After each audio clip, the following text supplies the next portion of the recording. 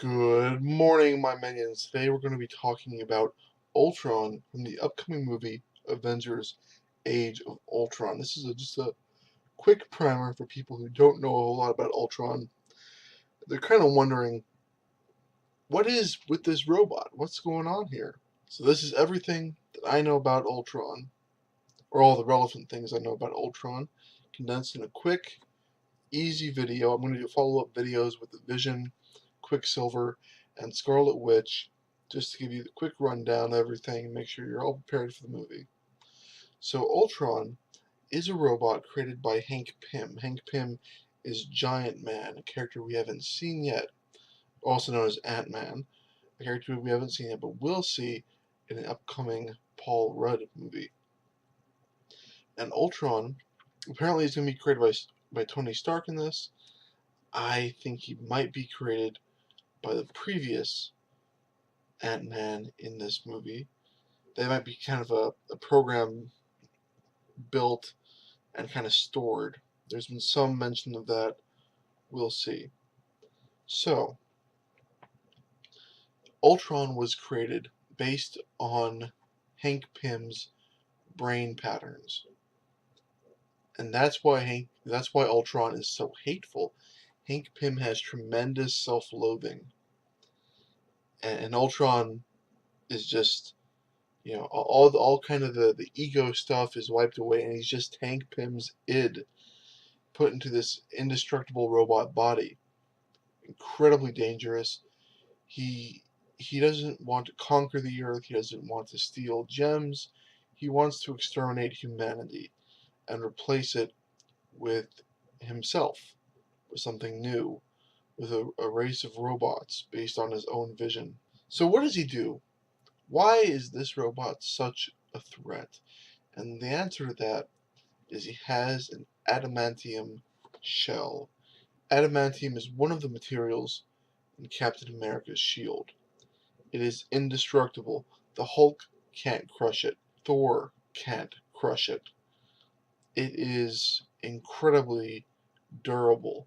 And this is where his real danger comes from. It's almost like a reverse Deus Ex Machina. It's like the devil in the machine, because they just can't break it. No matter what. It's kind of like, well, geez, Ultron's here. I guess let's pack up and go home, guys. He also shoots laser blasts, and he can hack any kind of computer system. He can take over other robots, and his incredible resourcefulness. Usually, now in the trailer, we've seen that he has lots and lots of little minions of himself. Usually, we don't see that kind of version. Usually, it's the Avengers facing one unstoppable Ultron drone. But this time, looks like we're going to be having both of those. Now, where does he get the adamantium from? It looks like we might be dealing with Wakanda in Avengers Age of Ultron 2, because of the presence of Ulysses Claw, who is a Black Panther villain who smuggles, presumably he smuggles the adamantium necessary for Ultron out of the country. Now, I just want to quickly finish this up. Again, very brief. I just want to finish this up really quickly.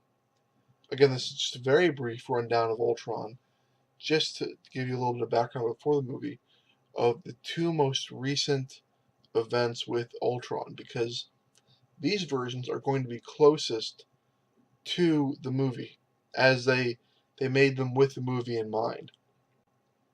The first is Age of Ultron. This was a summer crossover event from a few years ago. And now what they did there is Ultron came back, killed Thor, killed the Hulk. Everybody was hiding. He had lots of drones in this version. All the heroes were in hiding. I mean, it's over, It just, and what they discovered there was the Vision was a Trojan horse. The Vision is a robot that Ultron made, who is a superhero who betrays Ultron and helps the heroes win. But he was actually a Trojan horse this entire time. They actually find out that And Ultron of the future is the one who has been sending the messages back and attacking them in the past, which is a very sneaky way to win a war. And so Wolverine has to go back in time and Ultron, and the way he does that, he kills Hank Pym. Doesn't end well. I think this illustrates for you the level of deviousness that he made a robot that would betray him to the Avengers, to use it as a Trojan horse so that he can attack them from the future. I mean, these massive, long-scale, drawn-out plots that are absolutely insane, and you cannot defend against them. How can you defend against that? Ultron has been or Vision has been a hero for since the 70s, I think. So that's 40 years. He's been a hero for the Avengers. Then the next one that just came out just recently, and I had a whole thing on this, is Rage of Ultron. And Rage of Ultron forced Ultron onto a Quinjet and shoot the Quinjet off into space. And when he gets to space, he eventually lands on Titan, which is home to a race of aliens called the Eternals. They're super technologically advanced. Thanos is an Eternal. He takes over the planet completely. He controls all their computers. The planet is one giant Ultron. The planet itself becomes Ultron, and he moves it to Earth. Again, these far-reaching, crazy things. Like, he just comes into contact with super advanced alien computers and just annexes them. This is mine now. This was yours, it's mine. Takes over the whole planet. And the way they beat him is they get him. One of the Eternals, named Star Fox, has the ability to influence your emotions, and he gets him to love himself. And that's how they defeat him. That his self-loathing was their enemy. Just kind of think about this as who this character is. His machinations are far-reaching, instant, brutal, and completely genocidal.